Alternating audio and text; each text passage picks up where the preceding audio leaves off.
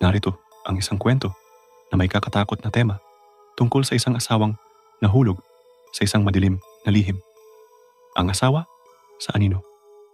Si Lina at si Marco ay nagsimula bilang isang masayang mag-asawa. Sila ay nakatira sa isang tahimik na baryo sa bundok, malayo sa kabihasnan. Sa unang taon ng kanilang kasal, walang anumang problema. Ngunit habang lumilipas ang panahon, napansin ni Lina na may mga bagay na hindi na kagaya ng dati. May mga gabi na si Marco ay bumabalik mula sa trabaho ng hating gabi at kapag tatanungin siya, ang sagot niya ay laging, "May kailangan lang akong tapusin."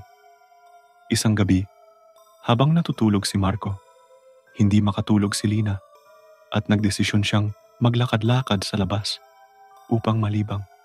Habang naglalakad sa madilim na kalsada, napansin niyang may anino sa likod ng bahay nila. Paglapit niya, nakita niyang nakatayo si Marco, nakaharap sa pader, tila may kinakausap.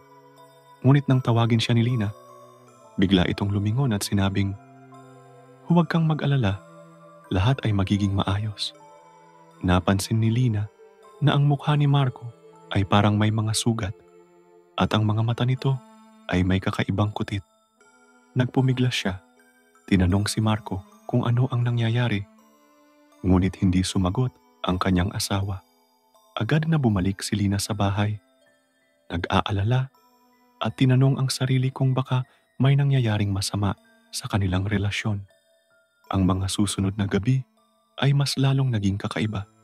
Hindi na rin umuuwi si Marco ng maaga at laging may hindi maintindihang tunog mula sa kanilang kwarto. Isang gabi, naisip ni Lina na sundan ang kanyang asawa.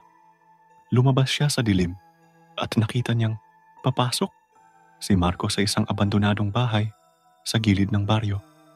Sumunod siya ng hindi nagpapakita at sa loob ng bahay, nakatagpo siya ng isang matandang babae na may mahabang buhok na puti at nakaupo sa isang lumang upuan. Ang matanda ay nagsabi, "Babalik siya sa akin. Ang asawa mo ay hindi na siya."